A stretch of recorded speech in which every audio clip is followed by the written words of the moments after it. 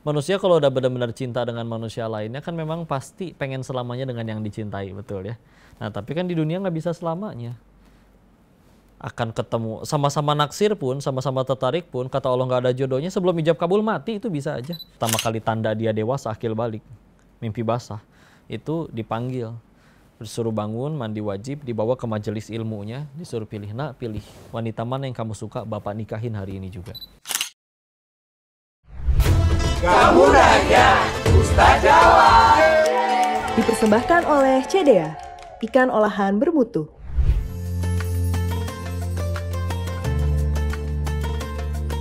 Bismillahirrahmanirrahim. Assalamualaikum warahmatullahi wabarakatuh. Waalaikumsalam warahmatullahi wabarakatuh.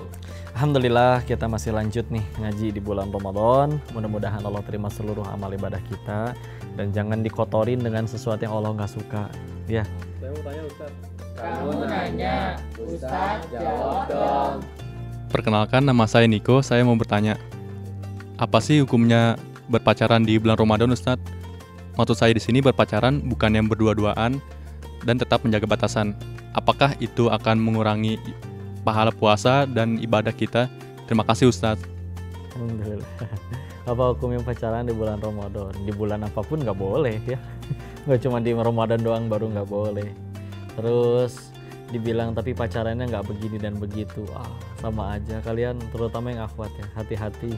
Di luar sana ada yang namanya playboy syariah atau buaya hijrah. Hati-hati ya, nggak boleh. Allah udah menegaskan jelas-jelas, Quran surat 17 Al-Isra ayat 32, wala taqrabuz zina. Kenapa jangan dekati? Karena memang ada titiknya nanti di mana kita itu nggak akan sanggup nolak. Makanya sebelum kita nggak sanggup nolak, tutup baik-baik pintunya, jangan sampai ada celah ya. Maka ingat, tipu daya syaitan itu memang halus, bahkan dia bisa jadi lebih sabar daripada manusia kebanyakan. Makanya ketika ada perintah untuk jangan mengikuti langkah syaitan, kan dalam bahasa Arab langkah itu khittoh. Nah tapi ketika di ayat Al-Quran menggunakannya kata jamak khutuwat, khutuwati syaiton innahu lakum adu mubin. Jangan kalian ikuti langkah-langkah syaiton. Kenapa? Karena itu adalah musuh yang nyata bagi kalian. Nah dia kenapa langkah-langkah? Karena sabar. Kalau perlu sama dia dibikin supaya sesuatu yang baik dulu nih. Ingetin dulu aja. Tengah malam tiap jam 3 gitu. Ngingetin bangun tahajud ya. Hati-hati ini terutama yang akhwat. Allah itu sayang banget sama kalian. Jadi kalau ada laki-laki pengen nyentuh kalian, syaratnya satu, buat perjanjian dengan Allahnya. Karena kalau buat perjanjian dengan Allahnya aja nggak berani, jangankan nyentuh, menatap kalian aja sebetulnya nggak berhak sama sekali. Kok kita nggak pacaran kok, tapi tiap tengah malam gitu dia WA gitu, dia bangunin tahajud. Itu mah rasa. Pertanyaannya cuma satu. Kalian yakin cuma kalian doang yang di WA? Ya, hati-hati ya. Alhamdulillah. Atau dibilang enggak, kita juga nggak dua-duaan, nggak gimana-gimana, selalu perginya ke pengajian. Di pengajian juga di motornya, di boncengnya diganjel pakai tas kok, biar nggak kena-kena gitu. Giliran nyampe pengajian, ustadznya bicara tentang dilarang pacaran, laki-lakinya WA, sabar sayang, ini ujian buat kita. Nah itu kurang ajar. Itu playboy syariah ya. Hati-hati. Ingat kata Allah, tipu daya syaitan itu lemah. Inna kaida syaitona ka inna kaida syaitoni kana doifa. Sesungguhnya tipu daya syaitan itu lemah. Quran surat 4 An-Nisa ayat 76. Kapan baru jadi kuat? Kalau diladenin.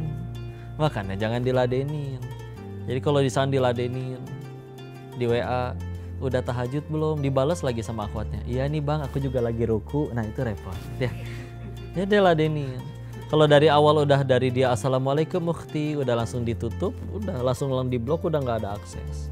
Kan sampai ada yang bikin komiknya tuh, ada 4 kolom, ada 4 baris 2 kolom. Kiri atas gambar bebek, gimana suara bebek? Nah, bawahnya gambar kucing, gimana suara kucing? Bawahnya gambar embe, gimana suara embe? Bawahnya lagi gambar buaya, suara buaya gimana? Atau misalkan assalamualaikum ukhti ya, udah itu mah ya. Jadi jangan mau. Allah amat sangat memuliakan wanita, yang rugi kaliannya. Laki-lakinya juga sama ya. Kalaupun udah terlanjur pacaran gimana? Ya pilihannya 2, halalkan atau tinggalkan. Udah cuman 2 itu. Kalau benar-benar sayang, gini, manusia kalau udah benar-benar cinta dengan manusia lainnya kan memang pasti pengen selamanya dengan yang dicintai, betul ya. Nah tapi kan di dunia nggak bisa selamanya. Akan ketemu, sama-sama naksir pun, sama-sama tertarik pun, kata Allah nggak ada jodohnya, sebelum ijab kabul mati itu bisa aja. Dan juga atau bisa dipisahkan jarak, dipisahkan usia, ada yang meninggal duluan. Nah ada tempat untuk bahagia selamanya, yaitu nanti di surganya Allah. Nah kalau dia benar-benar ngakunya sayang, dan pasti kalau sayang pengen selamanya, harusnya ngajak ke surga dong. Kalau ngakunya sayang tapi nggak ngajakin ke surga, ngajakinnya malah ke hotel misalkan, udah jelas itu mah, ngomong kosong ya. Kalau beneran sayang silakan datang, kalau berani datang ke rumah setiap Bada Isa ayah saya standby di rumah, datang kalau berani. Kalau itu aja dia nggak berani, beraninya cuman ghosting, ngechat doang, ya, love bombing, udahlah. Jangan kalian amat sangat dimuliakan. Lihat, saking Allah muliakan kalian gini, kalau ada beli gorengan sama beli berlian, bungkusnya bagusan mana? Berlian. Gorengan mah bungkusnya pakai kertas ulangan umum tahun kapan tahu, udah coret-coret ada nilainya. Berlian, kalau berlian jauh lebih bagus daripada gorengan. Dia jangankan bungkusannya, karyawan yang megangnya aja harus pakai sarung tangan tuh. Sarung tangannya bukan tiap hari ganti dicuci, buang tiap hari, ganti yang baru ya. Nah tadi laki-laki pengen tuh kalian nggak cuma harus pakai sarung tangan, buat perjanjian dulu sama Allahnya. Jadi jangan mau, ya hati-hati, itu menghancurkan. Tahukah kita orang-orang soleh terdahulu, kayak contoh ya Imam Syafi'i ketika punya anak ya, laki-laki, dan pertama kali tanda dia dewasa akil balik, mimpi basah, itu dipanggil, disuruh bangun, mandi wajib, dibawa ke majelis ilmunya, disuruh pilih, nak pilih wanita mana yang kamu suka, bapak nikahin hari ini juga. Karena ulama terdahulu tuh sadar betul betapa menghancurkannya dosa-dosa dari zina, naudzubillah. Makanya sampai segitunya, baru pertama akil balik langsung dinikahin. Dan mereka di saat itu memang nikahnya cepat. Dan terbukti dengan nikah cepat itu mereka punya saluran atas dorongan tersebut. Ya. Karena kalau nggak ada saluran, yaitu pernikahan, akhirnya disalurinnya jadi dosa, menghalangi kita. Makanya punten ya, sekarang mah jangankan nih, Khalifah Harun ar-Rasyid, pemimpin besar dalam Islam, umur 20 udah jadi khalifah. Menikahnya kapan? Usia 15. Selain memang usia 15 di zaman itu dengan sekarang beda kualitas. Ya. Jadi ibarat pernikahan itu digambarkan seperti ada pipa dan ujung keluar airnya cuma satu pintu, yaitu keran yang di ujung jalan. Dan itu nggak boleh bocor, nggak boleh rembes. Bayangin kalau misalkan satu pipa, satu jalur, bocor, rembes. Ketika di ujung sana kerannya dibuka, yang udah nggak ada airnya, udah bocor di mana-mana. Makanya kalau misalkan ada yang didahului dengan pacaran, terus akhirnya di ujungnya tuh, akhirnya ujungnya beneran nikah gitu. Begitu dibuka di ujungnya di keran, ya udah bocor di kiri kanan, udah nggak ada tekanannya. Jadi udah nggak ada apa getarannya lagi, udah nggak ada menggebu-gebunya lagi. Naudzubillah. Jadi yang udah kepalang ya sudah, tegaskan, halalkan atau tinggalkan. Kalau dia nggak mau dan pasti nanti sakit kalau diputusin, wajar sakit karena kita udah ngeduain Allah duluan. Apa buktinya? Ya ketika akhirnya azan berkumandang kita baik-baik aja, giliran si doi minta dijemput tengah malam hujan-hujanan juga kita berangkat tuh. Padahal jangankan pacar sayang, satu dunia cinta sama kita, Allah benci, repot. Ini pencipta pacar manggil kita, hayya alal falah, ayo gapai kemenangan, cuek-cuek aja. Naudzubillah. Makanya udah halalkan atau tinggalkan. Jaga diri kita dari segala dosa-dosa tersebut. Apakah itu bisa menggugurkan pahala-pahala kita? Nih ya, kita tahu Rasulullah SAW juga mengingatkan bahwa kalau misalkan kita puasa tapi sambil bohong, puasanya memang nggak batal, tapi pahala puasanya jadi nggak ada. Jadi bayangin kita udah nahan lapar segitu lama, nggak dianggap jadi pahala, rugi sekali. Cuman gara-gara kebohongan segitu. Apalagi ya ini, ya pacaran, meskipun cuman di chat, saling sayang-sayangan, belum waktunya. Nanti kalau ada waktunya, udah punya pasangan, udah jadi halal, mau digombalin kek, mau dihamilin berapa kali, malah jadi pahala. Ya, tapi kalau belum halal malah jadi dosa. Jadi itu cara Islam memuliakan wanita juga, ya. Karena sebelum ada Islam, ya kan mohon maaf dulu mah diperjualbelikan, bayi perempuan itu dikubur hidup-hidup. Jadi kalau kalian pasti pengen punyanya imam yang soleh kan?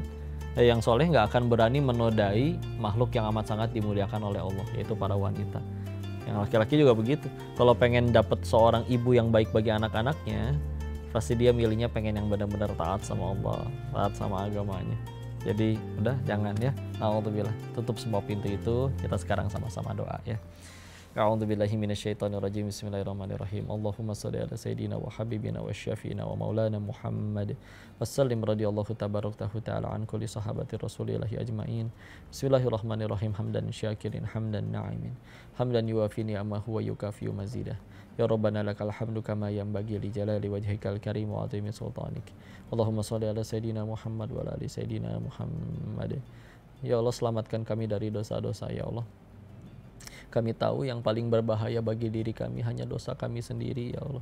Maka selalu gagalkan setiap kali kami akan berbuat maksiat ya Allah. Wabil khusus dosa-dosa berzinahan ya Allah.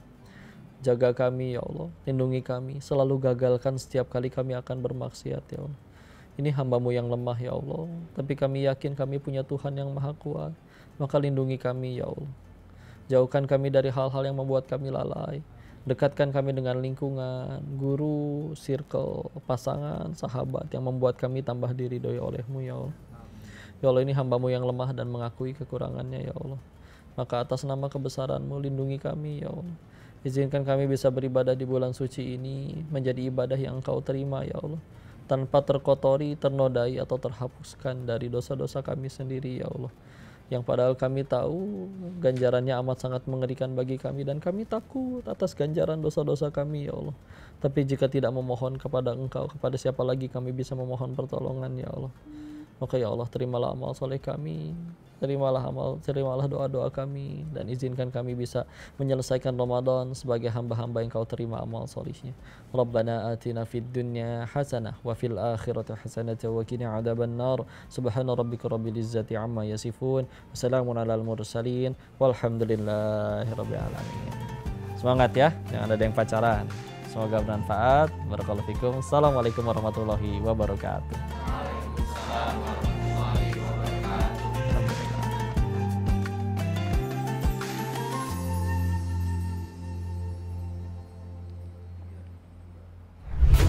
Kamu nanya, Ustaz jawab.